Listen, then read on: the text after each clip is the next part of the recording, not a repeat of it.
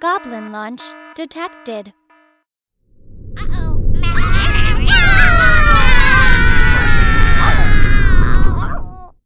Hey gang! Using the promo code MTGMudsta, all caps, will get you 10% off any order over $10 at Flipside Gaming. It'll also get you 10% off any orders of singles at Multizone. And it'll get you 10% off most products at Original Magic Art, with the exceptions of some paintings. If these fine sites don't have what you're looking for, you can also consider using my affiliate link when ordering from TCG Player. And if you'd like to join the generic Goblin Gang to support this channel, there's a link to my Patreon in the description below. Hey gang, and welcome to today's video. We've got some of my favorite people in all of Magic, the Jersey Boys, and I guess Frank's there too. Matt is playing his Multani deck, keeping 2 Forests, Momentous Fall, Kadama's Reach, Sylvan Safekeeper, Wayward Swordtooth, and Castle Grenbrig. Mike is playing his Gisela deck, keeping Sacred Foundry, 2 Mountains, a Plains, Naya Panorama, even Mind Sensor, and Wild Guess. Trevor is playing Elesh Norn, keeping Castle Ardenvale, Decree of Justice, Owling Mine, Anointed Procession, 2 Plains, and a Conqueror's Pledge. Frank is playing Yarok, keeping 2 Islands, 2 Forest, Lightning Greaves, Brandable Sovereign, and Reclamation Sage. Mike wins a die roll and starts us off. Mike plays a tap Sacred Foundry. Frank plays a Forest. Matt plays a Forest as well, and he casts a Sylvan Safekeeper. Trevor plays a Plains. Mike plays Command Tower and pays 2 to cast Wild Guess. He discards Naya Panorama and draws 2. Frank plays an Island and casts Lightning Greaves. Matt plays a Forest and passes. Trevor plays Castle Ardenwald and pays 2 for Howling Mine. Mike draws his 2 for a turn and plays a Plains and discards before passing. Frank plays another Forest and pays 3 for Vivian. He upticks her with no target and passes turn. Matt plays a Forest and plays out Wayward Swordtooth. He gets another land drop for turn, playing an Emergence Zone, and passes. Trevor draws his 2 and plays a Plains. He plays out Luminarch Ascension and passes. At the end of turn, Mike flashes in Aven Mind Sensor. Mike draws his 2 and plays a Mountain. Going to combat, he hits Trevor for 2 to keep the Ascension from gaining a counter, and in his post-combat main phase, Mike then casts Mana Barbs before passing. Frank draws his cards and plays an Island. He then upticks Vivian again and passes. This means, at the end of turn, Trevor gets to put a counter onto his Ascension. Matt draws his 2 and drops Castle Garenbrig. He swings his Sylvan Safekeeper at Mike to show his dislike for the Mana Barbs and deals 1 and passes. At the end of turn, Trevor gets another counter to his Ascension. Trevor draws his 2 and plays a Plains. He then pays 4 mana and loses 4 life from the Mana Barbs to cast Anointed Procession. He then passes to Mike. Mike draws his 2 and plays a Mountain for turn, and swings a Mind Sensor at Trevor again for 2. We then see a Teferi's Puzzle Block come out in his second main phase, and Mike clearly just wants to watch the world burn at this point. He also takes 4 damage from his own Mana Barbs. Mike then passes. Before leaving the end step though, Frank loses 3 life to flash in a Reclamation Sage. It comes in and blows up the puzzle box. Frank draws his 2 for turn, and then takes 4 damage to cast Spark Double. It comes in with a +1/+1 counter, and he has it come in as a copy of the Reclamation Sage, who upon entering, blows up Mike's Mana Barbs. He then plays a tap Bajuka Bog and exiles Mike's graveyard to make the troublesome cards go away forever. Frank then upticks Vivian, giving his Spark Double, Vigilance, and Reach until the start of his next turn. He then moves the Greaves over to it, and hits Trevor for 5 with his team. At the end of turn, Matt activates his castle to help pay for the cost of flashing in a Great Oak Guardian. Matt draws his 2 for turn and plays a Forest. He activates his castle once more to make enough mana to help cast Avenger of Zendikar. It comes in and gives Matt 6 plant tokens. Matt then heads to combat and hits Mike with the Wayward Swordtooth now that he has City's Blessing. Trevor draws 2 and plays a Plains. He casts a Soul Ring and remembers his counter on the Ascension from Matt's last turn. We then see Trevor cast Decree of Justice and puts 1 into the X. He gets a 4/4 Angel, and then a second one because of the Anointed Procession. He passes to Mike. Mike draws for turn and plays a Plains. He heads to combat and bops Frank in the air for 2. In his post-combat main phase, Mike then casts Sublime Exhalation and wipes the board. Mike then casts Tormenting Voice, discarding a card and drawing 2 before passing turn. Frank draws and upticks Vivian again, passing and then discarding down to 7. Matt draws his 2 and casts Skyshroud Claim in his main phase to find 2 untapped forests. He then casts Kadama's Reach to find a tapped forest for the field and a forest for his hand, and he passes turn. Trevor draws his 2 and passes. Mike draws his cards and plays a Plains. He casts an Endless Atlas and then plays out Active Authority. As it comes in, he targets Trevor's Active Ascension, and responding to the trigger once he gains priority, Trevor activates the Ascension twice to make 2 angels, which gets doubled by the Anointed Procession to make a total of 4. The Ascension is then exiled. At the end of turn, Frank flashes in Yarok thanks to Vivian still being out.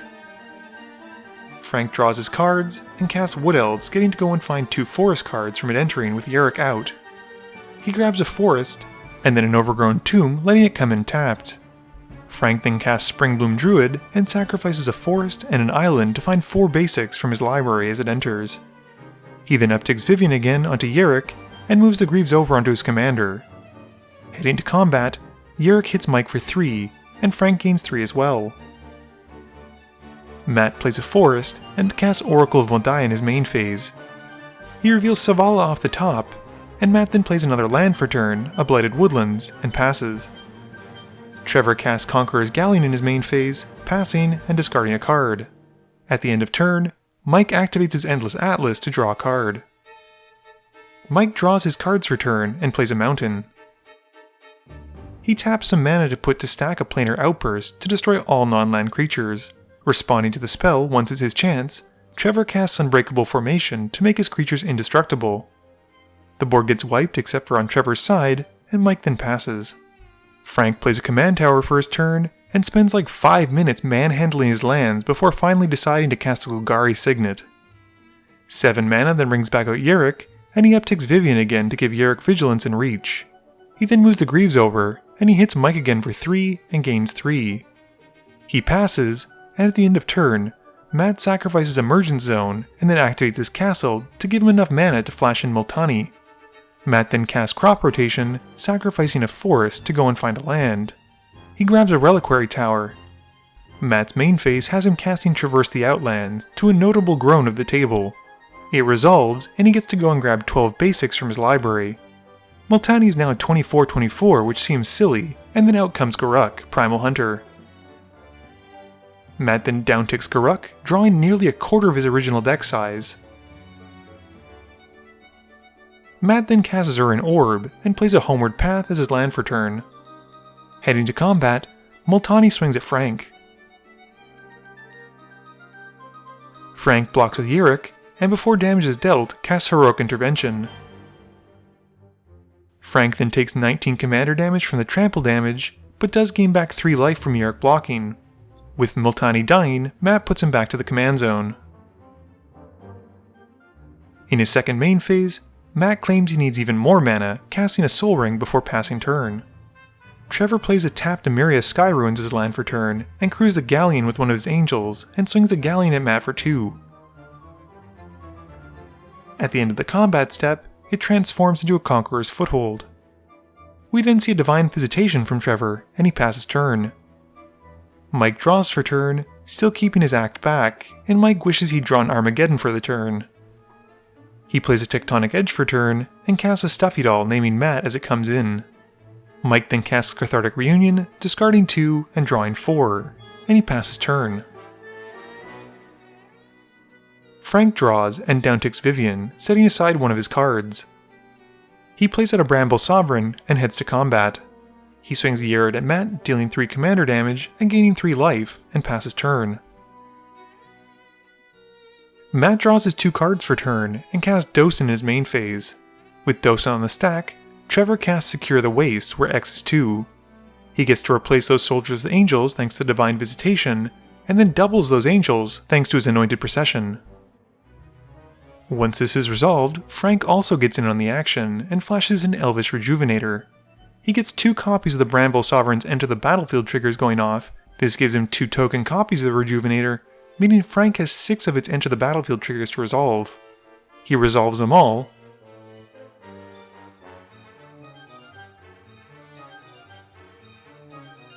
and Matt finally gets to resolve his Dozen. Matt then plays out Mana Reflection, and that's just way too much mana. He drops in a Chroma's Memorial, and then plays out Titania. This is pretty much game at this point, with Zur and Orb being able to sacrifice Matt's lands to make 5/3s of Titania out, but Matt decides to go that extra mile by casting the original Multani, and then an Ulvenwald Hydra. He goes to find a land, and grabs the Yavimaya Hollows. He then sacrifices 12 of his lands, gaining 24 life from the Zur and Orb, and 12 5/3 elemental tokens from Titania. They all have flying, haste, protection from red and black, and a bunch of other things, and Matt then plays the coup de grace, Overwhelming Stampede, making his flying haste elementals huge thanks to Multani being out. Matt then heads to combat, and takes out the table in 1 combat step. Game review time. So that was another game that certainly showcased the power of mono green, especially if it went unhindered. I say unhindered as if there was a choice, but honestly as soon as Dosen hit the field, the game was pretty much decided. I liked Matt's use of Emergence Zone to flash in Multani at the end of his opponent's turn, because it then allowed him to follow up on his own turn with big mana spells like Traverse the Outlands. In hindsight, when Mike said that he wished he drew Armageddon, I actually don't think he wanted that, since Multani still gains the plus power and toughness, even if the lands are in the graveyard. I think unfortunately for Mike, playing out all those early hate cards put a big target on his back, and everyone seemed to be using their resources to take care of him. This in turn opened up the way for Matt to win. I think the only other person at the table who could have given Matt a run for his money was probably Trevor. He seemed to be generating a ton of angel tokens, but I think he was trying to play it cool and wait for an alpha strike on everyone at the same time, which meant that he kept his creatures back as opposed to chipping in for small amounts of damage and annoying his opponents. This was actually probably the weakest showing of Frank's Yarok deck, and I know I give him a hard time, but it's all in good fun. Unfortunately, all he seemed to be able to do was tutor for lands to the field. He was missing a lot of those powerful cards like Agent of Treachery and Royal Elemental to steal other people's creatures. Please be sure to tune in every Monday and Thursday at 11 AM Eastern Standard Time for a guaranteed new video. You can also follow me on Twitter at MTGMudsta. You can find me on Facebook at facebook.com/mtgmudsta, and lastly, you can check me out when I stream at twitch.tv/mtgmudsta. This video is brought to you in support by my patrons. If you're looking for a way to help out the channel, please be sure to visit the link below. Thank you all for watching this video, and don't forget, friends are just opponents you haven't eliminated yet.